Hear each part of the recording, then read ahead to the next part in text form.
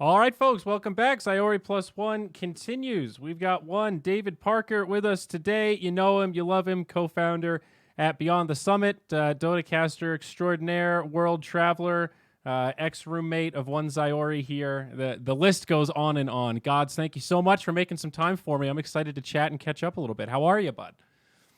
No problem. I'm glad to be here and get chat to you. I feel like we talk every now and then. Usually it's when something comes up. But I've been pretty good. I feel like I've tried to avoid saying the phrase "I've been busy" because that's such a kind of cliche, or at least something I feel like I overuse, so it lost its meaning. But I've been working, been having my chill time, and enjoying life. So how's lockdown for you? You're in America now full time, right? So Yeah. how is it over there in LA, buddy? You hanging in there? I guess that plus Uh, fires. It's a tough time to be in California. Yeah, I think I have a probably different perspective on it than a lot of people here because I have family back in Australia where they handled COVID very differently. They took, the kind of polar opposite approach, similar to New Zealand, where there was just like full on lockdown curfews, not allowed to leave a 5 kilometer radius around your house, and you're only allowed to leave your house for exercise. So I know what lockdown could be like if, things were really strict. Mm-hmm. I think, Australia, you could argue maybe was too strict at times in some parts, but America's just like, go do you. Go out if you want. Go have parties. I mean, there's obviously a lot of safety stuff, like restaurants not doing indoor seating stuff, but lockdown's been all right. It's been weird, you get stir crazy, and then you kind of feel flat. You wake up feeling like, oh man, just get out of bed, go down. It's just weird. Yeah, the entrepreneurial highs and lows seem a little more extreme to me. I have these like 2-day stretches where I feel like I'm on top of the world and everything's going my way and prospects are up, and then I'll have a 2 or 3 day stretch where there isn't really much going on, and it kind of feels like, am I ever going to do an event again? Are we ever going to run an event again? We have no shortage of ideas, but it's an ability to execute. And, I don't know about you guys, but we've certainly struggled to find any sponsors that want to run events in the last 3 or 4 months or so. It's been pretty tough out there. Even with, your classics, the betting sponsors and the Dota endemics, they've been a little tighter than usual. Yeah, I think everyone's, being very cautious at this time. In some ways, I think at first it was like there was a ton of opportunity and a ton of work because everything moved online. It was like, oh man, professional sports is suspended. Online gaming, this is where it's at. Streamers, esports, NASCAR, everyone's dude. watching it.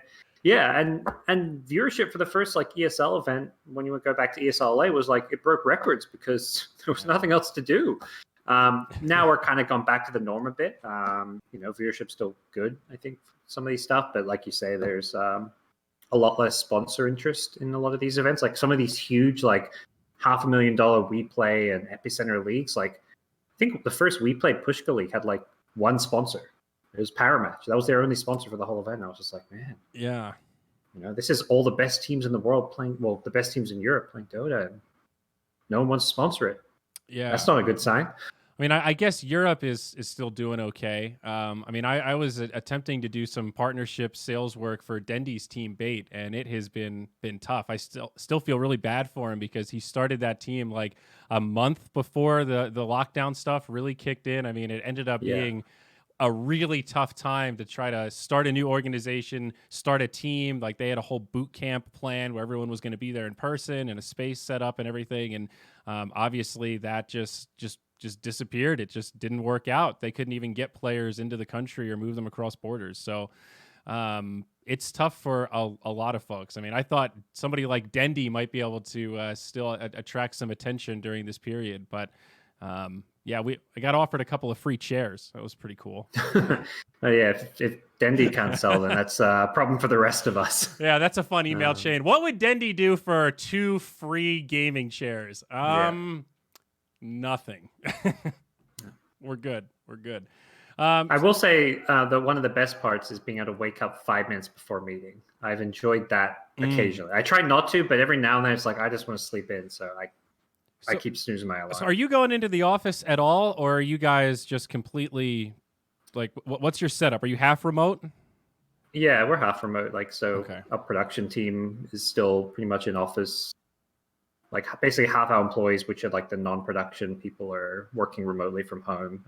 Maybe occasionally going to the office if there's a show or important project we're working on. But yeah, I see. Where we're at.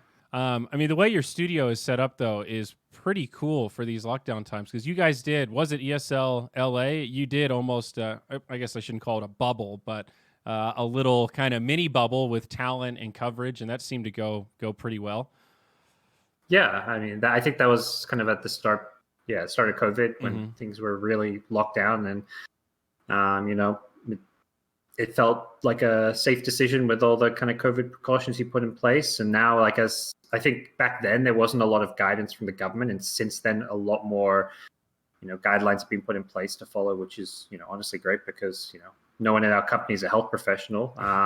We're looking for people like the CDC and different, you know, working bodies to kind of tell us what's the best thing to do as far as making sure we operate safely and can have people working on the office in a safe way. So yeah, it's been good. Well, that's good. Glad to hear it's going well.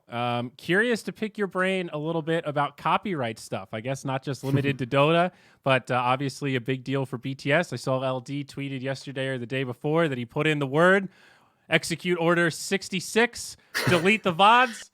Get him out of here. Yeah. And he expressed remorse that you guys didn't really have any time, mechanism, or wherewithal to be able to back them up in any meaningful way because of just the sheer volume of the catalog that was the BTS channel.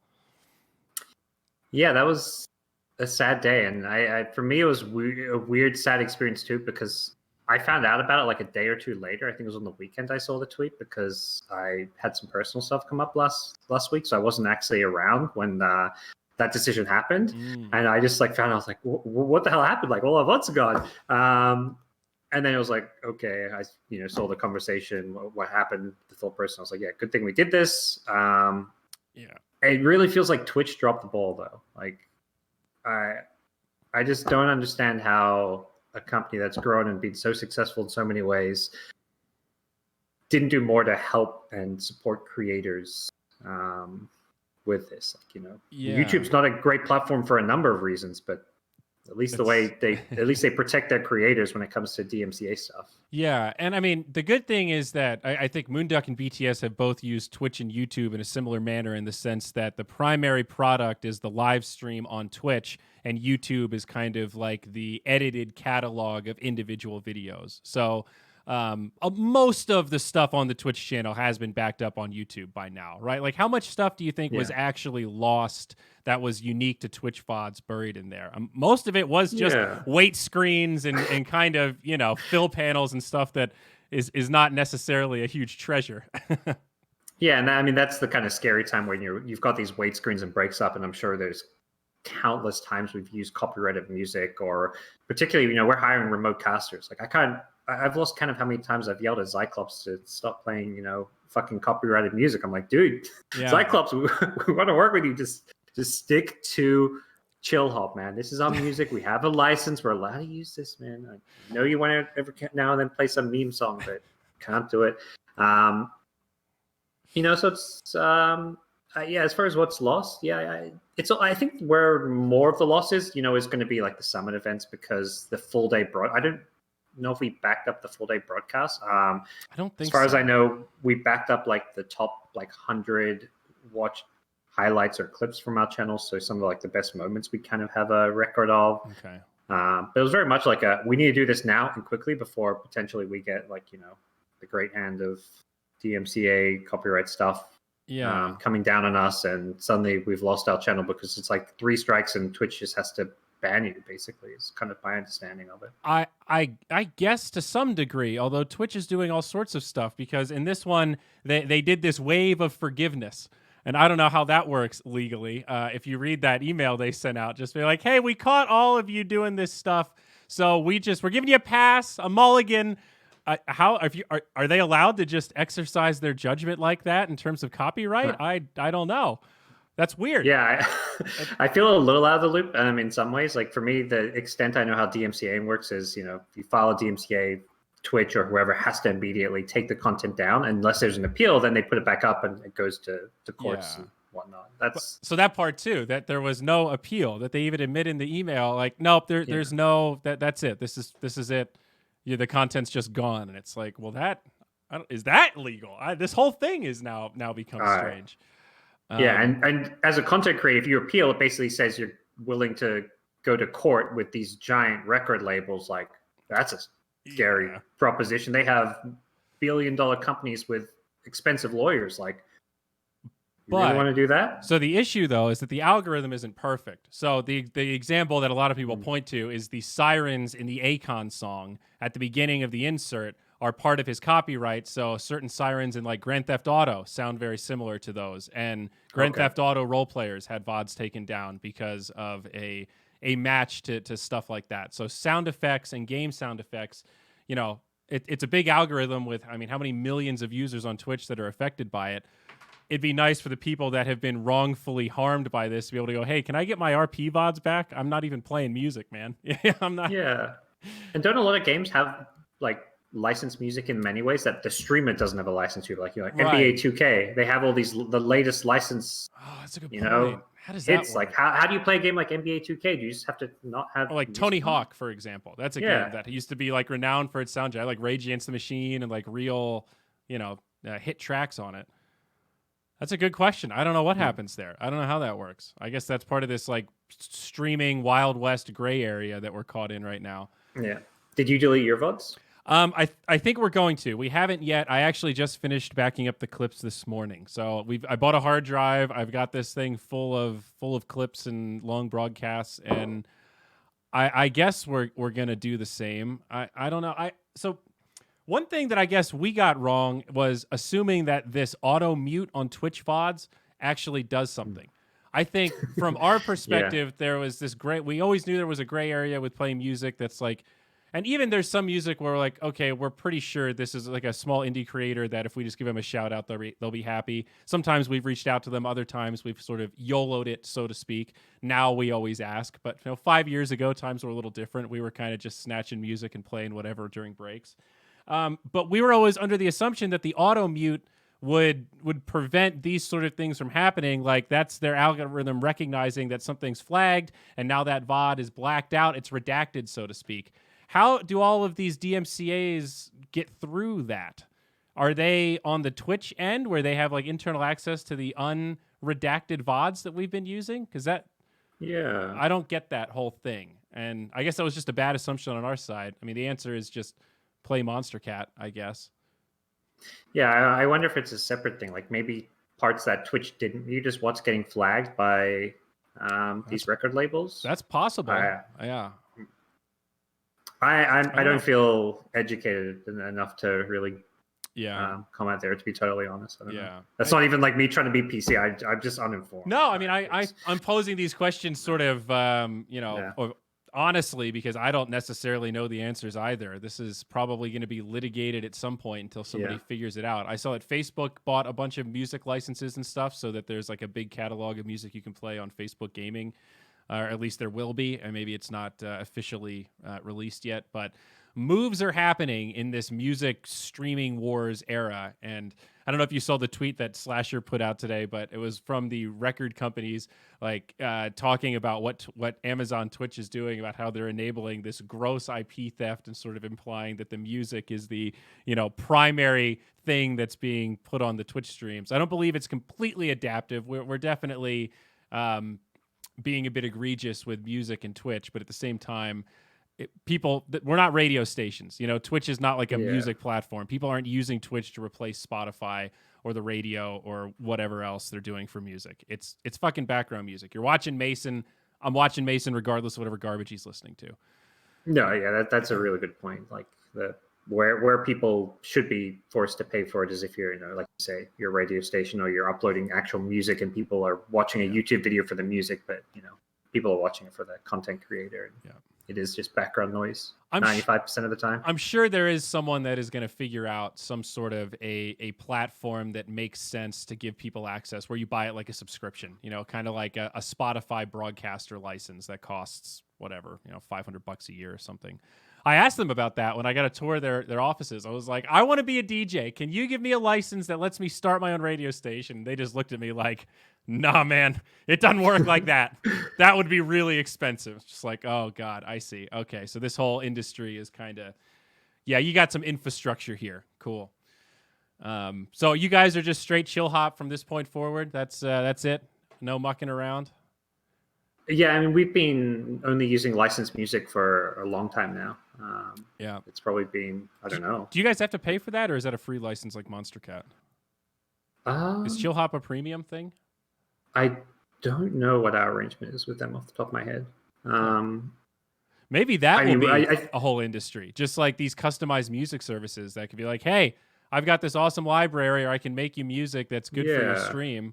That's a little more on brand, perhaps. That could be cool. I think there might be a small licensing fee, but we promote them. We have a little Chill Hop logo under our stream and stuff. They have a good catalog that fits the the atmosphere and vibe of our events better than Monster Cat did. I think Monster Cat served a purpose in the past, but there was kind of a reason why people didn't stick to it and kept using copyrighted music. They kind of had a fairly one-dimensional catalog in a lot of ways. They had a couple bangers, but they did have a couple bangers. They get a bad rap. I do feel like they're like a Monica Lewinsky level joke. They're an easy target, they're an easy dog to kick. But Monster Cat carried us for a lot of years, bro. Yeah, and the problem is it's just music that 80-90% of your audience don't listen to or don't like. It's like a genre of music that I think is it's very niche. Yeah, exactly. It's a niche genre. I think chill hop is much more just general, easy, palatable for even people who don't listen to that. I mean, also they've took on a big variety of kind of different genres, if anything, too. Yeah, I remember Dakota telling me that it sounds like Transformers farting. that's your average Monster Cat song. I know. Yeah.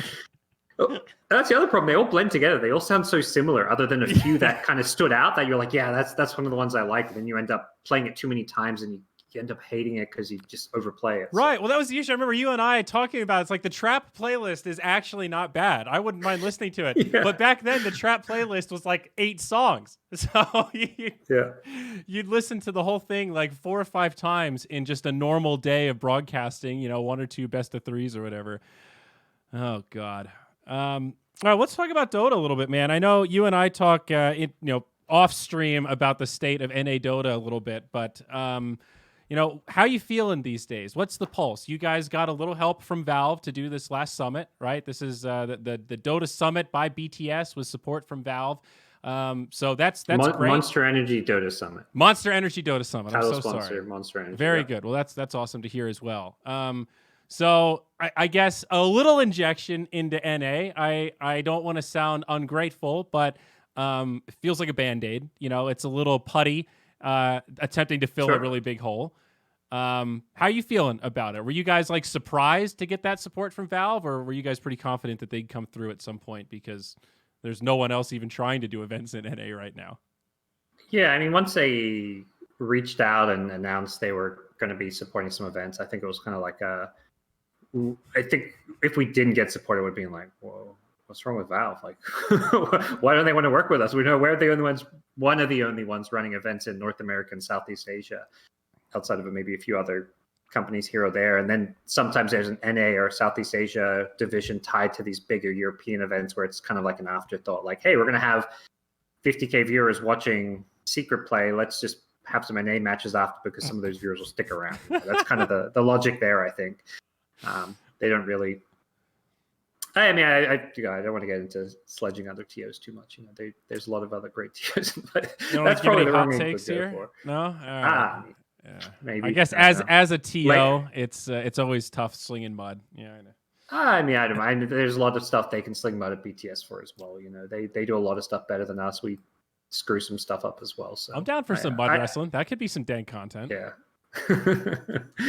But I mean, I wish these bigger TOs could do more in Southeast Asia and North America because they have the resources, the capital to do it. They've kind of proven that by, these $1 million plus tournaments in Europe. It's they could take a very small chunk of that and put it towards North America or Southeast Asia. I know, me and you, we're talent as well. We do casting. We know what talent are getting paid to go over to Europe to work these studio events. If they hired one less talent, maybe they need all those talent. But let's just say they hired one less talent. They could have doubled or tripled the North American prize pool by just hiring one less talent. Yeah, I was going to say they definitely did that in Omega. They threw a little bit of money to North America. That was the first thing I noticed in that announcement. Was like, okay, pretty good prize pool. Oh, okay, the Tier 2 division Europe was at 60K. Yeah. It's like, yeah, pretty good prize pool. Like, oh, okay, so this is really the like objective analysis of how we see the other regions from this TO's perspective. Damn. And it's not like it was a Tier 2 event. That was the Tier 1 teams of North America. And I think you can obviously argue, the North American teams are not on the same level as the top European teams. Sure. I think everyone's going to agree on that. But it was just like insultingly low almost, I think. And it's like they could have done more. I guess everyone's just kind of sitting back and hoping that Valve, comes in to save the day for North America and Southeast Asia and South America. And ultimately, the reason Europe is so much higher is because the content could somewhat pay for itself. Like, I can't really speak to the financials behind those events, whether they made money or not. But there's obviously, end of the day, there's some supply and demand that goes into justifying those high European prize pools and low North American ones. But yeah. Well, it's also hard to do international stuff. Like, I could see a world where, as a company based in Ukraine with a primarily CIS market, Paramatch is a European CIS company. I think most of their action probably comes from Eastern Europe. I bet they don't really get much action on North American games. It could be possible that all of their sponsors were like, yeah, we could care less if you do North America. So that's almost like we play paying out of pocket to do that NA region when there was no sponsor interest. We've had that with equal but opposite the other way. We've got NA sponsors and they're like, yeah, I don't care about CIS at all. Yeah, no, exactly. It's like, is there really any responsibility on a WePlay or ESL or Epicenter to just go out of pocket to support one of these, underdeveloped scenes or scenes that need this additional support? And that's, to go back to your question, where Valve kind of came in, supporting NA. Obviously, it's a good thing. It's kind of what we, expected. I think we kind of, have a pretty good understanding of how to work with Valve and what they were looking for. These are also events we already had planned, so it's very easy for us. We plan these events. We have, Monster Energy on board as a sponsor. We knew we were going to be running these events anyway, so it was very much like we just went to Valve. We knew they're looking to support the teams and the players. They're not looking to, line BTS's pockets. So we just said, hey, here's what we're doing. Here's what the prize pool is. Do you want to double it or triple it or whatever? And we basically said, just write us a check and all the money will go directly into the prize pool. And that's what Valve did. What a funny pitch that is, where it's just like, hey guys, here's the thing we're doing. I don't know what you're thinking in terms of giving us money, but whatever you want to give us, we'll just, it's going to players. That's probably a good way to structure it. I think that's pretty safe. That's a hard pitch to structure. Yeah, I mean, we also pitched one other concept to do something, really like developmental for there's going to be DPC that's going to have like Division 2. So that's going to be like the 9th through 16th best team in North America.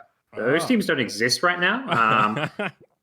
Like, you have to have 16 teams split between 2 divisions. Like, how does NA have 16 teams? They don't. I don't think anyone could name 8 teams in North America. We're running tournaments for the region. I think I can name 6 or 7, one of which we just left Dota because they had a racist team owner, although the team still exists, Yeah. That's still in top 8. So you're right. When you're getting into double digits. Yes. Yeah. These are like pub stacks that are assembling kind of level teams. Yeah. I mean, I think we ran open qualifiers for the recent Dota Summit event, and like, almost all the teams signing up for those open qualifiers are coming from South America. There was maybe like 5 teams from North America in the open qualifiers. Okay, GoDz, wild thought here. Now, if you remember the Summit 2, there was a little team there called Team Tinker. All right, this was a mostly European international team. They came to North America, if you remember, to play in what was dubbed as the easiest region at the time for the layup to get that invite to go to the big event. Now, that didn't really work out so well for Team Tinker. It ended up being a big stinker, but conceptually, they were a laughingstock. Is there a world where NA gets so bad and EU is so competitive that some of these Europeans want to come over? I mean, you don't have to play in America. You could play in Canada. You could play in Mexico. There's a lot of other spots in North America that aren't, just America if you have issues visa-wise or whatever else. We have some problems in America right now. I don't blame you. Is that crazy? Like, have we gone full circle where the Team Tinker strategy might actually come back into vogue? Or does COVID fuck that whole thing up? So that's out the window, I guess, huh? I mean, yeah, ignoring COVID, I'm sure you'll see imports come into play because there's just more players in Europe, CIS, and South America. There's not enough NA Dota players to fill 16 teams worth of teams. It's not possible. I mean, I think the other thing you're just going to see is, players just playing online. If you're a top European player, like think of someone like maybe Excalibur. I don't know if he's on the team right now. I don't think he is. I'm sure he could play on a 6th, 7th, 8th best team in North America. Maybe even if you're in Division 2. Yeah. Division 2 prize money is pretty good. It's like, I think it's like $65K for Division 2. So the ninth, I mean, it's weird because it's very flat. So like the prize money is like getting first, second, third, like all the prize money is very similar. Mm-hmm. But if you're a Division 2 team, there's still good prize money to make. And if you're Excalibur, you can just play from Europe. You don't need to come to America. You just find 3 NA teammates so that you can say you're an NA team, and then you're good to go. So I think we'll see a lot of teams with like 3 NA plus 2 Euros or plus some South Americans, similar. That's kind of what's happening now. Quincy Crew, they've got a Brazilian player. Right. The crazy guys, they've been playing with South American players. So most of the NA teams are utilizing talent from other regions, as has always been the case and kind of the ongoing joke with EG as well. Yeah, though that's true. I mean, I always say I really don't consider them a North American team anymore. Obviously, they're headquartered here. The organization is North American, but the teams, they're not even playing in our region right now. I think if we had some sort of qualifier system right now, there's a good chance that they'd play over there instead of here. But yeah, I think I've said it before on other podcasts, but I think losing the certainty of knowing that after TI there's uncertainty was a big blow to our scene. Like right now, we don't have a window to trade players. We don't know what's happening with old DPC points. We don't know when the DPC is coming back. We know we have this kind of outline of the league format that you're talking about with the top 8 and then the 9th through 16th, but we don't really know who, what, when, where, or how that will turn into TI. And we just raised all this money for a TI that didn't happen. And some people are certainly justifiably concerned, like, are we going to have another battle pass now next year? And then like, what? All of those are really big questions that I'm not saying Valve has to answer right now, but they contribute to a high degree of uncertainty in our space. And I think it's tough for fans, players, organizers, alike. And it was never perfectly predictable, but we at least used to have this Super Bowl to work around. And that was something. Now I just feel like a lost child looking into the void, hoping someone will be generous enough to invite me to their events because my niche was online events, and now everybody does online events. So I got nothing, buddy. Yeah, I mean, that's kind of like tough for you guys at Moonduck because you would fit in like some really kind of unique, fun events between all the big LANs, but now it's like the entire online scene's just crowded.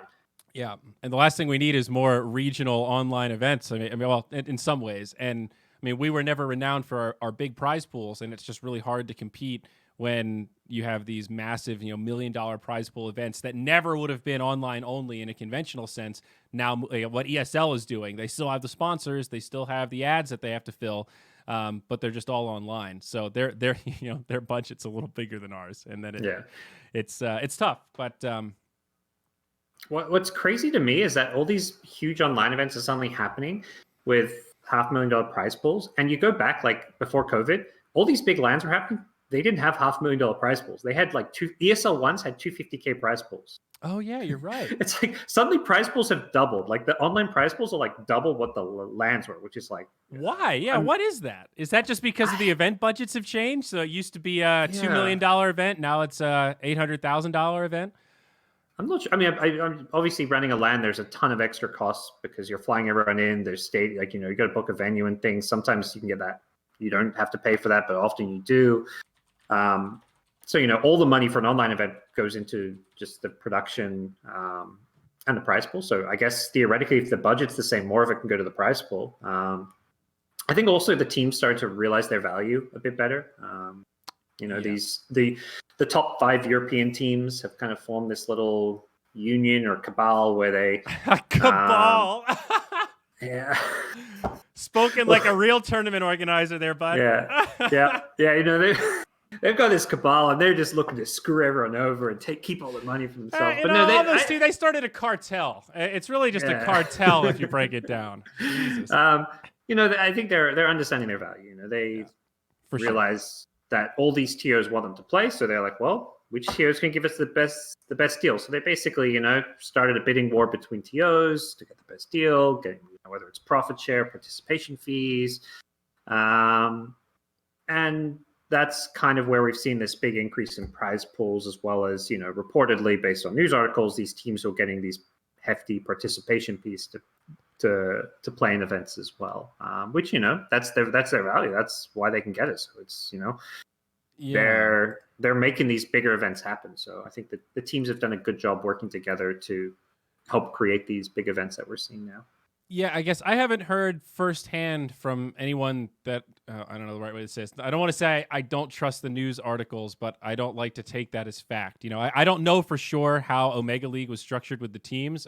Obviously, they were involved. It was some sort of a revenue share or appearance fee like you were talking about. Do you dig on that model? Like long term, do you think that makes sense? Are you guys thinking about that? Is that ever on the drawing board, cutting teams into the event? Is that the future of Dota or maybe esports at large? I don't know. We've kind of, I guess, discussed it a little. Like, obviously, it's the talk going around with TOs a bit right now. So it's like, well, if you want to have the Team Secrets of this world and Enigma, OG, etc., play your event, it has to be something you at least consider.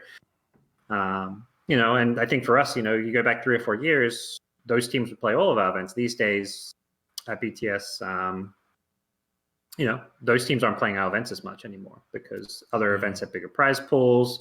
A big part of it is also we're in America and nobody wants to fly to NA. To be honest, that's been the biggest obstacle getting the top European teams to our events is just the fact we're in LA. No one really wants to come. Not to even LA. COVID wise, just in general. Yeah, but like pre-COVID. Yeah, exactly. Yeah, and what is it? Because it's geographically isolated from everything else they do in Europe. I mean, it is I remember those flights to get to Ukraine where you take a straight shot from Amsterdam to Los Angeles, and it's like a 12-hour, 13-hour flight.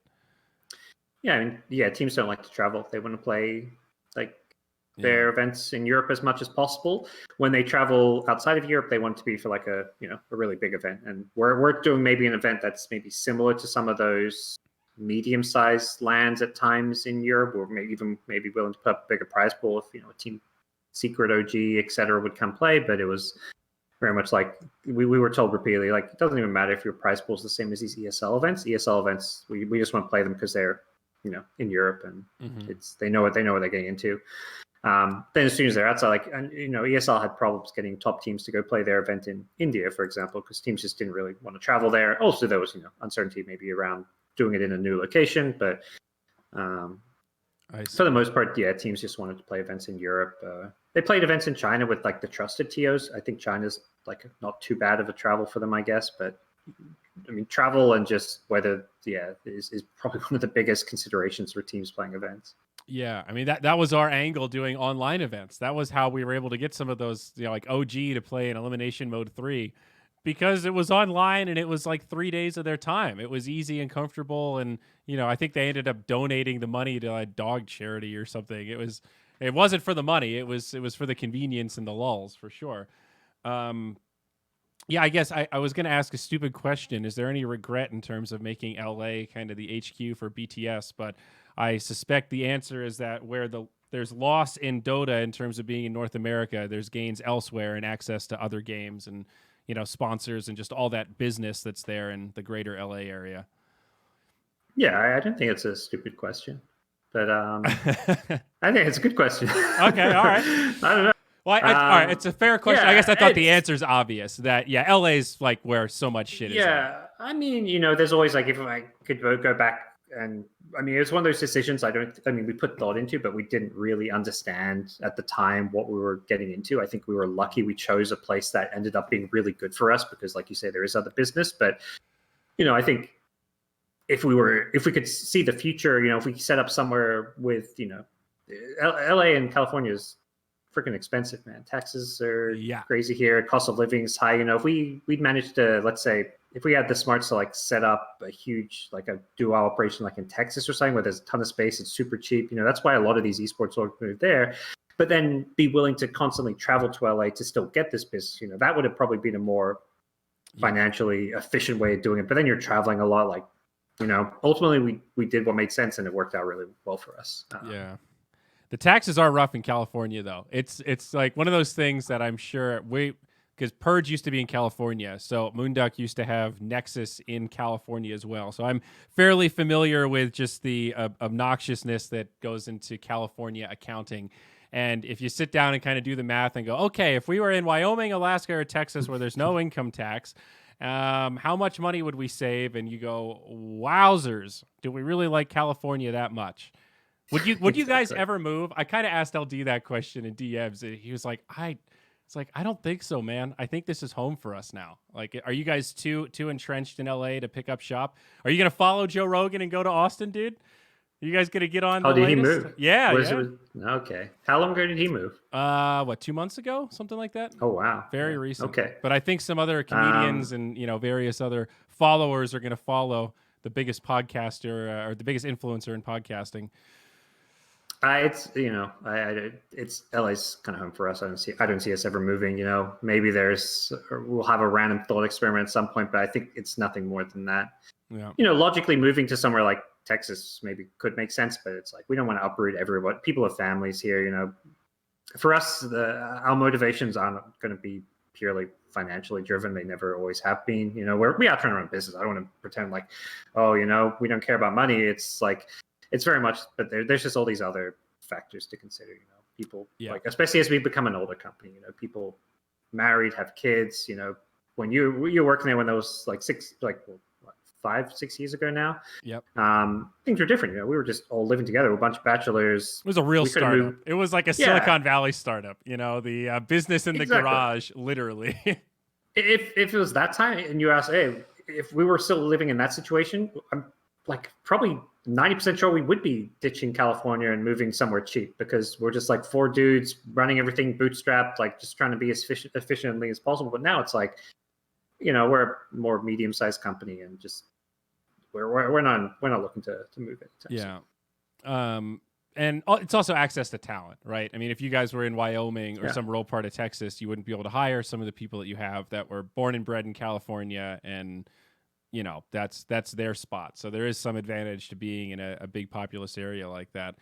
Do you guys still have a pretty strong remote team? I know you guys had some like an artist in Hungary and some folks all over the world. Is that still going strong? You guys have like BTS at home and BTS abroad, your home family and your remote family? Yeah, we have a satellite office in Hungary, which is like a full team of people now working out of an office. Oh, really? Oh, dude, that's awesome. That's huge. They do all of our graphics, programming, like video animation stuff. There's like 5 or 6 people there. It's a full operation now. Yeah. Wow, that's pretty cool. BTS goes international. Yep. So, in fear of getting too political, how are you holding up in the current political climate? Because you're not a citizen, right? So you're here, but you can't vote. So you're just like rolling with the punches. Am I correct? I don't want to be too presumptuous. I don't understand exactly how how all that works, to be honest. That's correct. Yeah, I can't vote. Okay. I can't even donate to political candidates legally. I'm pretty sure from what I've read. Yeah. So if I wanted to, be a Biden bro or donate to Bernie, I'm legally not allowed to do that. Interesting. I think I hopefully maybe someone in Twitch can correct me on that, but I'm pretty sure I'm not allowed to do that. I don't know, but that would make sense. I guess. Yeah, I mean it's weird, like you say, rolling with the punches. It feels weird to live somewhere and have lived here for so long and just like I'm invested in this election, the outcome of it. It affects me a lot. It affects some of my friends here. It affects a lot of people. And it feels weird to not have a voice. I understand why, because otherwise, imagine what immigration looks like if people who are in the US on a visa are allowed to vote. Like, they're just not going to stop giving people visas at that point, because they're going to be worried it screws up all the elections or whatever. So it's just kind of weird, very crazy political climate in the US and a lot of different places in the world, but particularly the US. I follow. Oh, go on. I would say, do you still vote in Australia? I guess like absentee or remote or like, or do you still follow Australian politics somewhat closely as well? I don't follow closely. I do vote. So in Australia, by law you have to vote. You get fined if you don't. Oh yeah, I forgot about that. Okay. Yeah. Which I love. I wish more countries had that. I've been fined a few times because I forgot to vote, mostly because I was overseas in the US and just kind of I procrastinate. I forget. I'm just not the most organized person at the time, and so I've been fined a few times for not voting. I'm like, that's okay. I deserved it. I paid my fine, and I like that you're forced to vote in Australia. I think it forces more people to become educated. And if you're not educated, it still makes people at least spend a minute or two reading and deciding which party they align with and voting for them. Yeah. During these times, I always feel like I really try not to like tweet or talk too much about politics. Like within my my Zyori Discord, we have a politics channel now that has been popping off like crazy, which is some good fun to read and kind of chime in occasionally. But to me, I always try to remind myself, like, it's a global audience. How many countries do we touch in any given broadcast? How many different countries of the 35 live viewers are watching this podcast right now? Like, that's probably 25 different countries or 20 different countries or something. America isn't always the center of the world, but with this election, it almost feels like it is the center of the world a little bit. So maybe more justified to comment on. But I try to stay away from the ultra polarizing stuff because it's just... I don't know. I guess I'm curious to hear your take on that. Like during the Me Too stuff, I remember Slack said in one of his video, and I think his like first video that he made after the stuff with Grant came out, about how he feels like his job is to be an entertainer and an escape from that political real world, and that we don't have to have politics and everything. Sometimes it's good to check out and have stuff that's just pure entertainment. Sometimes you want to watch John Wick and it's just an action movie and there's no political commentary. There's no deeper meaning. He's just fucking shooting people because they killed his dog. And a lot of people disagreed with him on that. A lot of folks, both publicly and privately, thought that was kind of a goofy take. Where do you land on that as a talent, as a creative, so to speak? Yeah, I think the way I disagree with Slex. I think he made it like very black and white, which is kind of what I disagree with. Like, I don't think he should or has to, make political comments. And also, I think like what he did just recently, I think it was a tweet today or yesterday, he's basically just said, get out and vote. Like, yeah, that to me is a good way to use your voice. And I think there is, some responsibility as public figures to, use your voice to advocate for good. It doesn't have to be in a political way. It can just be about human rights issues, about equality issues, whether it's movements like the Black Lives Matter movement, whether it's when there's the horrible wildfires going on in California and people needing help. Last year there was a similar thing in Australia where people were donating a lot of money, and I think that's an area where there's so many issues going on in the world. You can't you're going to run out of breath if you're trying to speak up and basically talk about every single one going on. But I think you do have some responsibility to speak out, and especially what's going on at home. Like, yeah, you got to pick your battles sometimes. I guess what you're saying is you're not a political activist. Your Twitter doesn't exist for political commentary, but you're not afraid to speak up on certain issues that are close to home or unrelated to gaming, but you feel like it's the right word to spread. So I guess is a way to say it. Yeah, and I think ultimately everyone can make their own individual choices. Like Slack's choosing not to be political that's his choice, and that's totally fine. Yeah, that's a pretty metered approach, though. I think I like that. I don't know. I feel like I'm kind of often just going to take the kind of more neutral. Just wow, you're a real centrist these days, bud. What happened? What was I before? I don't know. I don't know. Drinking too much whiskey, I guess. So we got all sorts of crazy hot takes. Maybe that's my problem. All of my fond memories of us talking shit have a little bit of liquid courage involved. I feel like a lot of it was you and me just like egging Brian and David on because they were kind of the two, I guess, outspoken ones when it came to political issues. I think you and I definitely, especially when there's a little booze involved, sometimes get pleasure out of the devil's advocate approach in those sort of social dynamics. Yeah, exactly. Especially when you can tell that it's like two other parties really going at it. That's that's fair. Yeah. I think those are, I only recall once or twice where I feel like I was actually involved in one. I remember one was with Brian over whether or not it's okay to say a certain word, which... Yeah, I remember some of those. Yeah, we had some. Am I allowed to say it in your Twitch stream? Yeah, I think so. I think you can say it pretty much. Oh, yeah, about whether you're allowed to say the word cunt. And I was like, in Australia, it's just like an everyday common word. And Brian's like, that's... I get it's offensive to Americans, and I respect that's okay to have that opinion, but you also have to... I don't know. I feel like the roots of the word are not sexist. The same way like the roots of other words are racist or derogatory, and I don't know. Cultural stuff is like once you start to travel and see how there are certain things that are in different. Like I got caught, and you spent time in Asia, so maybe you've seen this before. But if you can picture a swastika, it going the other way. That's a symbol in. I saw it in Korea. Is it? I don't want to say the wrong religion. Is it Hindu? I think, but it's or is it Buddhist maybe?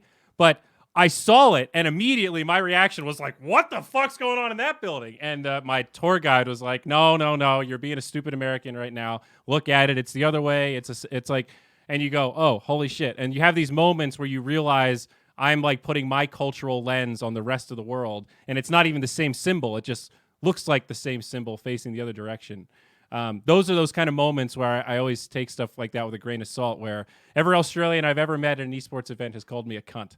So I don't know how to reconcile that with the American connotation of that word, Yeah, it's hard. And I think I've even recognized myself being hypocritical about it at times, because it's like, when Team Nigma came out with their name, I was just like, dude, that's like, you kind of name yourself that. But I think it's a similar, like, to me, I kind of step back. I'm like, it's kind of a similar thing in some ways. Like, I don't think they maybe should have chosen that name, because people are going to slip up, and it's just, it's a name that people are going to flub over and is going to be memed in really offensive, racist ways. So I don't like that they chose their name, but it's also like, well, they have their reasons and a right to call their team that. There's a hero in Dota called Nigma, and there's an Arabic background and meaning to the name. The same way, I feel that I should totally be able to just use the word cunt. So yeah, I mean, ultimately, what they're doing had no offensive intent behind it. Intention. Yeah. I guess know your audience is kind of what I would say to that.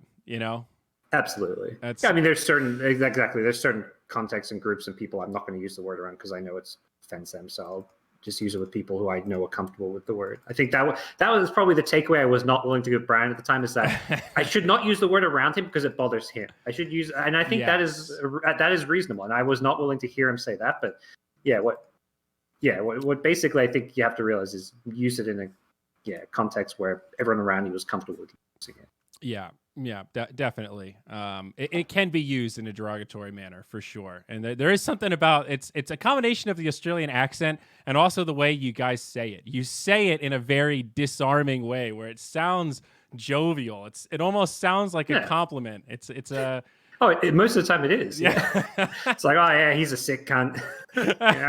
Well, he's a good cunt. He's fun to play Dota with. It's like it's just every day. It's just like saying the word mate. I had a friend that I met at a Dota event actually in Germany, and he's an Australian guy who at the time was working at Spotify in Sweden at the headquarters, and he was really having trouble reconciling this exact conversation because in Sweden you really can't say cunt in the office. That is not cool in the Spotify HQ.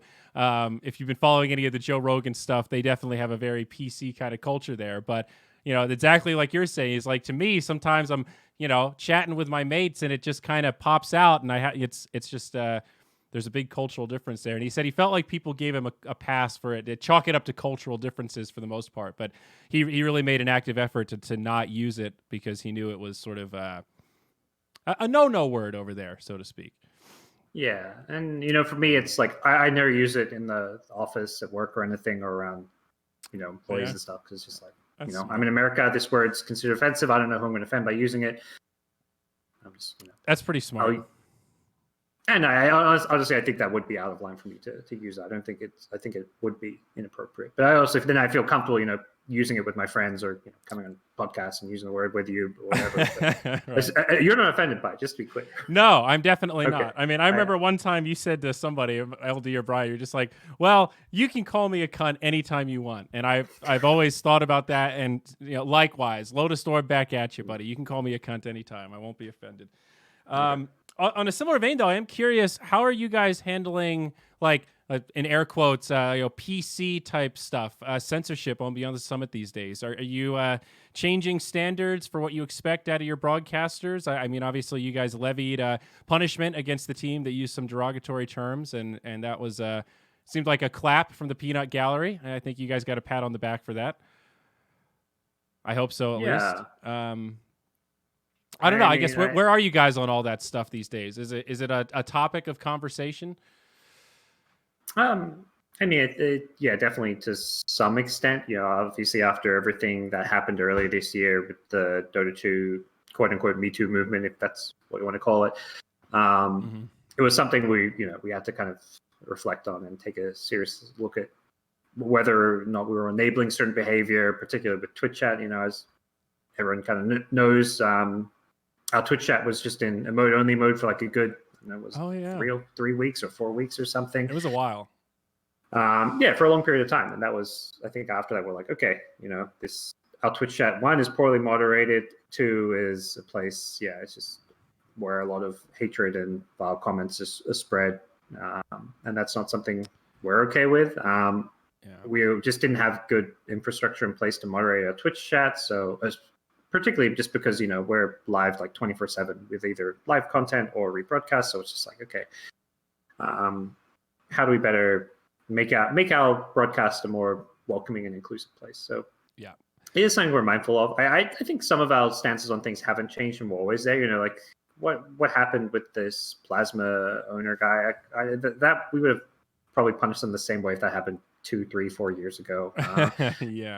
When it first happened, I was like, what would we be doing or saying if this was like another team? Like, I wasn't a big fan of this team to begin with, because I mean, you look through that. I mean, as people quickly realize when they look through their Twitter history, they're like, wow, this guy's a kind of, I don't know, like he has some really weird takes on things and very combative. So I wasn't a big fan of the team. So I was like, okay, Blaze, who's our head tier, I'm like, okay, I'm going to try to be unbiased. Like, what if this was EG, or what if this was Quincy Crew just like this? Because I don't want to unfairly punish this team, because one, they're less popular. Two, I'm not a huge fan of them. Like, how would we treat this situation if it's any other team? And we came to the conclusion, like, this is, regardless of what team this is like not okay. This is derogatory. I think you could argue it's racist, and this is not okay. I think if it was a team like, and it's also coming from the owner of the org. He's basically saying, this is what we represent and stand for as an organization. I think it's very different if, let's say, EG or let's say Chaos in the past, their social media manager made a distasteful tweet that then gets deleted or apologized for. It's like, okay, that's not that.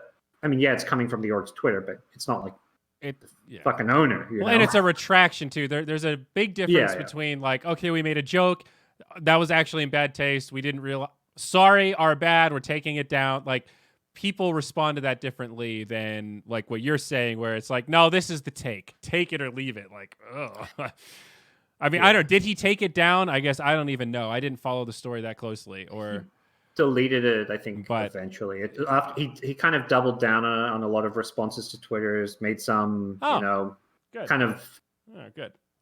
Kind of offensive replies to a few people who called him out and it said it's racist, and then he did the whole called them SJW. I didn't call them SJWs, but did the equivalent, like, I think he called Scant a woke warrior or something. I don't know. And a few other. He said something. He made some really fucking dickish comment to what's her name, the Dota buff owner, Lollipop. Sabina. Sabina made some comment like about something, like, just made some really offensive joke about like eye wrinkle cream. I was like, dude, what? It was like very much like a what the fuck is wrong with you kind of moment. Like, I don't know, just very distasteful stuff. Where I mean, again, this is the Trump era, Parker. This is the Trumpian way of doing business. Look at this disgusting lady with her eye. I mean, that's like right out of the Trump playbook. You just immediately attack the character, attack the aesthetics. It's stupid. It's grabby, and I don't get it. And I think there's probably some discussion somewhere in that he was trying to get across, some point to come across. I think that was worthy of discussion. That's the thing. He had a point in that offensive, derogatory tweet that is worth discussing. That is worth kind of figuring out, like, hey, what's going on with, different salaries in different regions? Why is every NA team orgless? Why can't Quincy Crew find an org when they're the best team in North America, who's playing NA tournaments right now? Like, that's a question worth having. Is it because they're asking for too much? Is it because no one wants to sponsor them? There are some things worthy of discussion, but the way he went about it was just not. Yeah. Well, that's one thing I love about you, Parker. You're very good at understanding humans are complex and have nuance. And I really hate this recent trend of trying to label humans as just binary, good or bad. Like, oh, this person's all evil, we don't want them at all, or this person's all good, they're an angel. And it's like most people are this combination where like really shitty people can still bring up a good talking point, and really good people can still make bad decisions that hurt others. We're for the most part, we're all a mix. We've got an angel in one ear, a devil on the other, and it's a constant battle of trying to, please both of them. And not that I want to defend this guy at all, but I think you're making an astute observation here that just because he's an asshole doesn't mean that there isn't a nugget of truth in some of the like observations that he's making of, nobody in North America is getting a salary right now. That's a little scary. That's that's not a great data point for the game. So anyway, I think you put it really well there. I don't have too much. Yeah. So that's good though, I guess. I don't know. I'm always curious about how to balance the kind of censorship sounds harsh and overly cynical, but I mean, as a commentator, I definitely think about vocabulary, and I've always actively thought about like keywords that I don't want to use, and it takes time and effort to work words out of your vocabulary, but you can do it. So I think about this stuff a lot, but I always think that there's like a balance there where I still want to be able to, make a joke that might cross a line here or there because it's funny and I know the person I'm making fun of can handle it or whatever, Yeah. And I think your very initial question was kind of like as far as censorship in our casters and our events, and I think we are for the first time in a while getting more involved in, like, basically in the past, I think we're very much like we're hiring talent to be themselves and to do what they do. And now I think that approach has changed a bit, where it's like, hey, these phrases you probably shouldn't use. I think, there are talent who use, including myself, who use phrases that, you should maybe remove from your vocabulary. Saying stuff like when, like, manning up or whatever. It's like, that's a good one that I've been working on. There's phrases like this which there's no sexist intent. None of the casters saying that are sexist, have any intent of being sexist when saying it, but it's just a phrase you don't need to use. So I think there's definitely phrases, and we've kind of given more talking points to casters we work with, especially at events, of things that we want to be inclusive and welcoming, and we think that it's better if you don't use certain phrases and words that we've become used to using. Yeah. I want to ask you a tough question. All right. Are you ready for this one, Parker? Any regrets surrounding the summit with Mason? I don't remember which summit it was, but you know which summit I'm talking about. Yeah. I don't want to put you on blast, but I definitely okay. I remember because we weren't, we just so folks know, we were obviously very close when I worked at the company. We didn't talk for years, and recently we've sort of become friendly again. I don't know whatever the right label is, but so when that summit happened, you and I weren't talking at all. I didn't feel comfortable just messaging you hey man, what's going on over there or anything. But I remember watching it and feeling like this is going to be a thing. This is, you know, like this, we're getting into that territory of like, because I had that experience with Mason casting the PPD League NACL, where we did an interview with the winning, one of the winning players, and I did a straight interview, and after it was over, he was like, "That interview sucked. We didn't learn anything. Let's bring him back on and ask him some real questions." And he immediately started asking him about like girls and body types and all this really sexist stuff. And PPD came in and pulled the plug on it. And was like, "All right, the interview's over. Show's done. Thanks, Zyori. Thanks, Mason. It's been fun." Cutting it short because this is getting gross. So anyway, how did that come about? I guess maybe is a good starting point.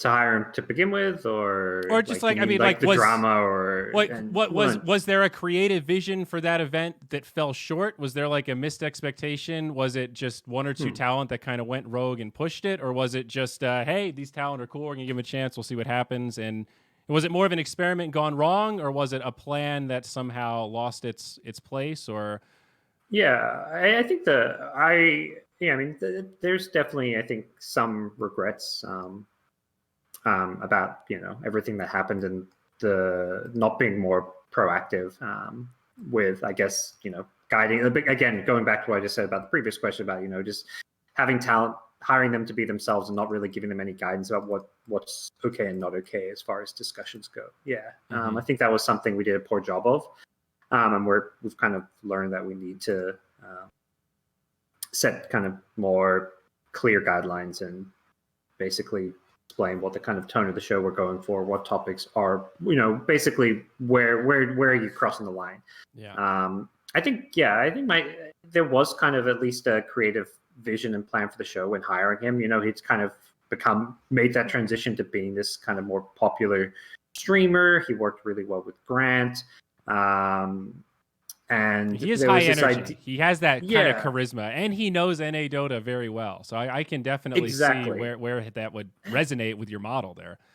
And we had a lot of North American teams playing the last 3, 4, 5 Dota summits, because we've struggled to attract those top European teams. So we really, I think, try and get talent that kind of can reflect or represent the region, which was obviously very poorly done. And obviously saying these words when in the context of everything that came out about Grant is which shocked and surprised everyone, is hard to say, but we wanted talent who really knew the teams and the players in the regions and could tell their story, which at the time Mason was one of those people. That to me was the main reason why we hired him, because he played in the region for countless years. He played at TI. The guy's track record speaks for itself. I think there's a reason. Look at someone like Jenkins more recently, who's come out as like really strong NA talent. Is like, end of the day, he's playing high level games and is competing professionally at a competitive level with all these players. And he's able to tell the story of who they are, which teams they played on. He's played on teams with half of them, and that's something that carries over onto a broadcast and creates this really good narrative for the show. Unfortunately, there's obviously the side of Mason where he crossed the line with some of the discussions and stuff he brought up and talked about. Yeah, I see. It's weird because I don't want to. It's unfair to Mason just to throw him under the bus for everything that happened. Because obviously, end of the day, I think equal and more blame falls upon BTS for what happened. It's not fair to just be like, oh, Mason crossed the line. We haven't hired him again since. It's like, what an ass. Yeah. No, that's a very mature take. That's certainly a fair thing to say. And it is hard when you're in an environment where, like, whether you think of it as comedy or not, comedy is a really key part of what we do in esports, and specifically the type of shows that you guys run at the Summit and the type of shows that we run at Moonduck. Like at the very beginning, the first year of Moonduck, we really put a lot of effort into trying to build this culture and this atmosphere of people feeling comfortable taking shots at each other and utilizing put down humor. And like, we wanted everybody to be able to banter with each other. You could take a panel, a mixture of any 3 or 4 of the 8 Moonduckers at the time, and you'd have a decent panel of people that are going to engage and, have strong opinions and takes or whatever. And our motto was always, when it comes to comedy, if in your head you're thinking, ooh, this might cross the line, I don't know, that is going to stop you from hitting your timing and being funny. So we always, like, the first few years, our mantra at Moonduck was go there first and we'll apologize later if we have to. But like, we all trust your general judgment. You wouldn't be here if we, thought you were us saying that would be interpreted as, oh, great, I get to say all this racist stuff now. We know you're a good person. We know you have some boundaries. We trust those boundaries. Don't get in your own head. Go for it. We got your back if, a line gets crossed. Maybe we just got lucky. Like, did we just pick the right people? I don't know, because saying that out loud now sounds fucking crazy. I think a lot of us weren't necessarily picking the right people, but a lot goes back to what you were saying, where it's like, people are nuanced. There's, good people will do or say bad or offensive things. Like, end of the day, I think, Mason is, at his core, a decent human being who's just likes Dota. He's a bit quirky and weird at times. He's funny. He's loud. He's bombastic. He's very North American. He's so American in so many ways. Like, I'm like, that guy's kind of like a stereotypical loud American. And like, I mean that in a nice way. Like, there's like in my head, having spent half my life here, there's this like kind of image and idea I have of that, like kind of like loud North American sports fan. That's me. I'm like, that's Mason. That's like kind of a fun thing. That's like that's a positive about him. But he does grow. Like, I think it's weird because I think him and Bulldog, there's a lot of parallels where there's this kind of unspoken acceptance for the times where they go a bit too far. Until what Trent did, where he got kind of crucified by Bulldog's fans. But I think Trent spoke from like a place where there's a lot of truth. Where they're like the Dota flat earthers, dude. They're coming. Every single podcast with Trent, it's at least like 15% downvoted, and half sometimes there's a comment like, "Why are all these downvotes?" I'm like, those are Bulldog fans that have subscribed to this YouTube channel, and they're just looking. They're like, it's the "come on, bruh" comments. Like, they have his number, and it's like a tattoo that he's got on his cheek. He's got a Mike Tyson there. Yeah, it's hard because.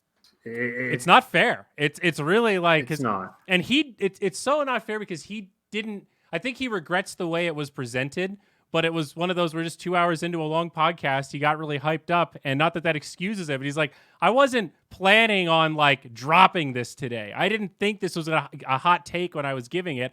I was just doing the fucking thing where we're podcasting and we're getting angry about stuff, and it's Seinfeld. I was watching too much Larry David. And it's weird because it's like, it's not like he regrets what he said, but it's just, damn, I did not think that this was going to become my new thing.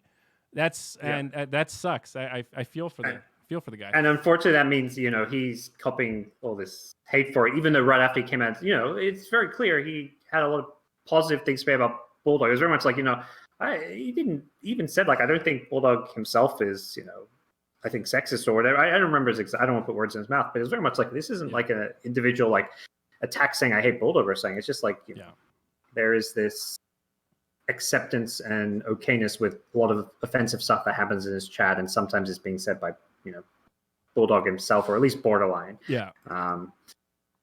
Sorry, I laughed because I saw like Bulldog's response, and like you said, there's some weird ambiance about these big streamers where it was still funny to see his reaction. He watches the clip and just goes, "You know what, Trent? If you see me at an event, never fucking talk to me again. Okay, let's play Dota." And it's just like it's like a 2-second clip. It's just like, but it's like there's this funny implication that it's like, what are you gonna do if Trent comes up to apologize? Are you gonna hit him? What are you gonna like spit on? Like, it's just this sort of funny, like, don't ever come up to me again. Like, oh boy, this drama. And the thing is, he's doing and saying that, but for the entertainment for his stream. Exactly. Mean it.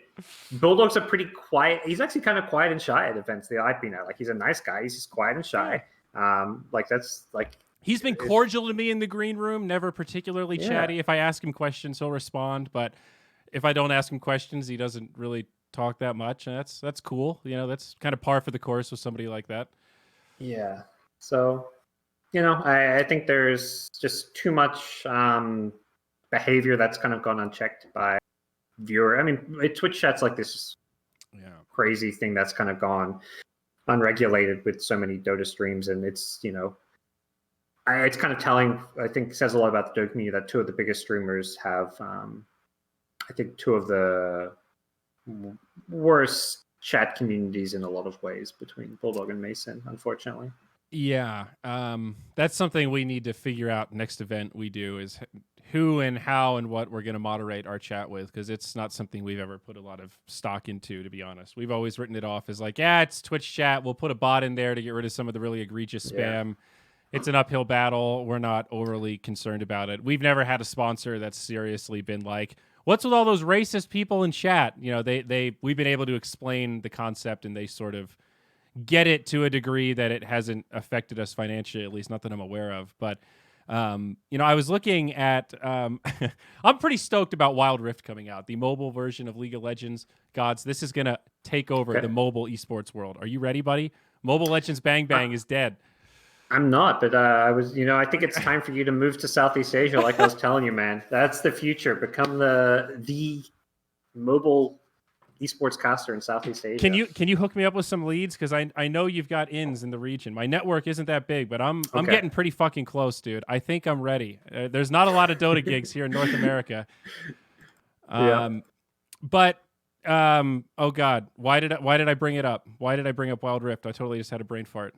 We're talking about Twitch chat moderation. I'm not sure. Oh, I was looking at the regulations for running events for Riot Games, and you have to moderate your Twitch chat. That's part of their general community contract. Even if you're running a prize pool list community event to run a League of Legends tournament and to get the thumbs up from Riot and get permission to use the IP, you have to make sure your chat is devoid of, you know, racism, bigotry, all that stuff. It's part of their deal. I wonder if Dota should implement that. 5 years ago, I would have said, oh, that's a crazy reach. That's not on me. Now I'm kind of like, I think that's a fair ask. They're trying to keep their game pristine. They're trying to Nintendoize it as much as they can, and I think that's fair enough. Yeah, exactly. I think that's fair enough. You know, for all the shit League gets about a lot of things, you know, their whole system with reporting players and player behavior, conduct, anti-smurfing stuff, you know, I think it's all pretty amazing in a lot of ways. Like, yeah, I feel like the only times I hear about it is when there's like something dumb that happened, like a player got banned for doing something they shouldn't have. So like the only time I hear about it is actually like when it gets misused or is used incorrectly and Riot fucked up. But you know, 99% plus of the times, I'm pretty sure that system's doing its job and is amazing for keeping, you know, bad actors away. Shit, now I'm just thinking about moving to Southeast Asia, man. I mean, this is... Just imagine if you could hook me up with a nice little talent agency, you know, maybe get some jobs at the EGG network, doing some desk hosting. Do you think talent agencies exist in Southeast Asia? Maybe they do. I don't think they do. I don't know. How does it work? So how do you go about getting all of the mobile gaming gigs? You got to just do it the old-fashioned way? Just get out there and meet the locals? Probably. So I arrive in Kuala Lumpur. West, yeah. What's my next move, GoDz? What do I mean, I think your first move needs to be before you arrive in Kuala Lumpur. You know, that's true. You need a few people, like, you know, some of the old, either whether it's Mineski or like some of the ex-Mineski people, like the IO esports, like, you know, Aaron and Zach and those guys, you know, get in touch, get them to give you the hookup. I don't know. I'm actually not sure what the move is. I just feel like I think that's good advice, though. Yeah, get in touch with the big influencers, because there are a couple key guys in that region that are plugged into, you know, Dota and the other MOBAs and PUBG Mobile and all that stuff. Yeah, and try figure out, you know, do some content or stuff with the other talent who are getting hired for gigs, I guess, because, you know, gigs need to hire more than one talent. So, you know, network, I guess, is the short answer. So not something I'm good at. Let's say it all works out financially. Real talk. You know me pretty well, better than most people. Do you think that I would fit in let's say Kuala Lumpur? I don't know. I don't think I'd fit in Singapore as much, but you think I could make it in KL? Would that be cool? Hell yeah. Okay. I think you'd fit in great there. I mean, I just think you're very adaptable in general. It's like from my experience working with you, and I think you're always very open to new experiences, and you love like the travel. Like, you know, I saw you tweeting about that major All Stars event, which was, you know, a bit of a shit show, but I always got the impression that you love going to these new places, going to these events, whereas that kind of contrasted with, I would say, LD, who loved Dota casting, being at live events, but he didn't enjoy the travel and, you know, going around seeing the sites as much as other people. But yeah, I think you'd enjoy it. No, you're definitely right about that. I always thought about that stark difference. The amount of flights that I've been on and sat next to LD, and it's just it's a spectacle because he really hates it, and it's kind of, LD's one of those people that's really composed under like 98% of circumstances, but when he's forced to be uncomfortable like that, and it's like, again, LA to fucking Amsterdam, 12 hours, and we're just sitting there, and it's just like, he's reading his book and he's making that face like, I don't even like this book that much. We're watching a movie and it's like, this movie's not even that good. He's taking his shoes off and he can't get his feet. It's just, I don't know. I have really fond memories of those travel moments because it just seemed like you and I were just a little, let's get a beer in the airport, whatever. We'll figure it out. I remember that New Year's Eve when you and I were had some layover in Hong Kong or something like that. Some good times.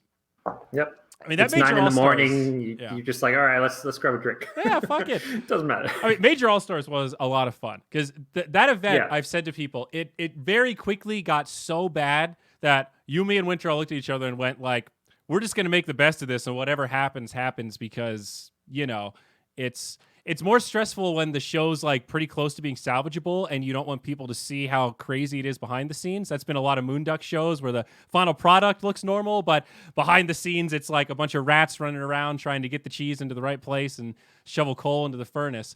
And this event was like, all right, we've got a computer and a microphone. Fuck it. Let's just have some fun and see if we can make this entertaining. I'll never forget the audio setup, though. The like when you're sitting in the audience of the speakers on the PA system that you're broadcasting in, and you get that audio delay because the speakers are louder than you hear your own voice on the delay. That's one of the only times in my life I've experienced that. It's like delayed auditory something.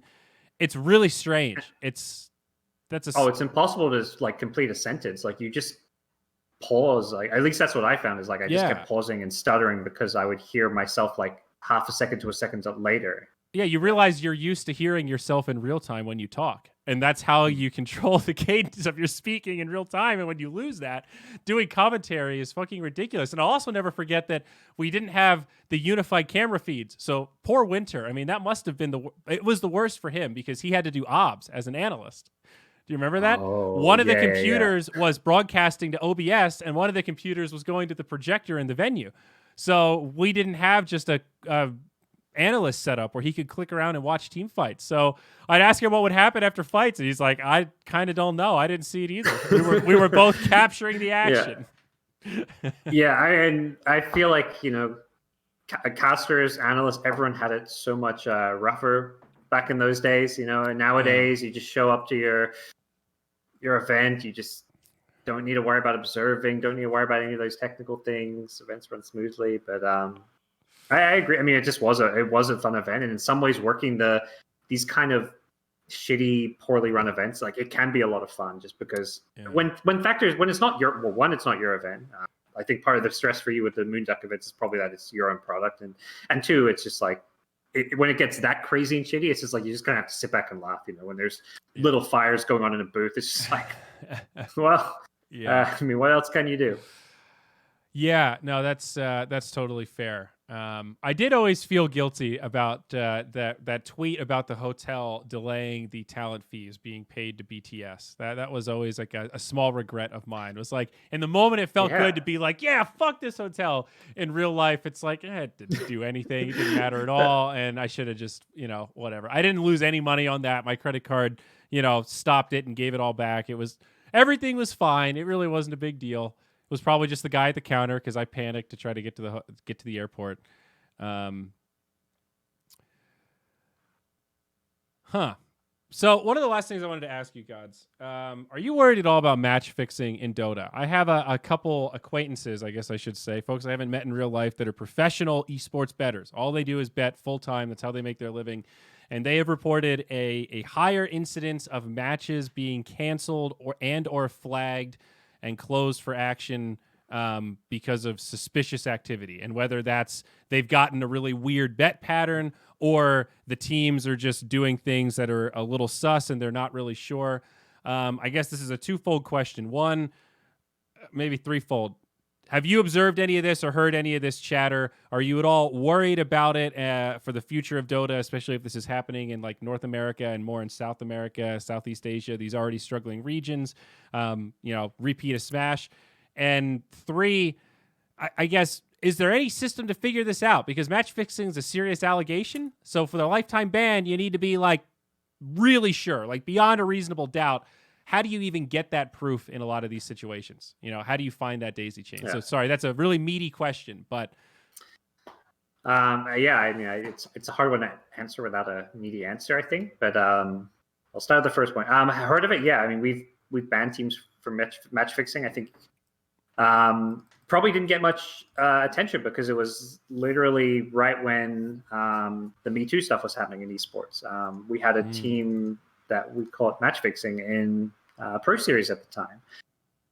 It was when they attempted they screwed up the match fixing. It was oh no. That's what it was. I mean, it's a freaking hilarious story when you think about it. So this 16-year-old, 17-year-old kid, DNM, he's an NA pub player. He's like top 10 on the leaderboards. He's playing with this team called Plus One in Pro Series. I think they were invited. They used to be known as like Void Boys at one point.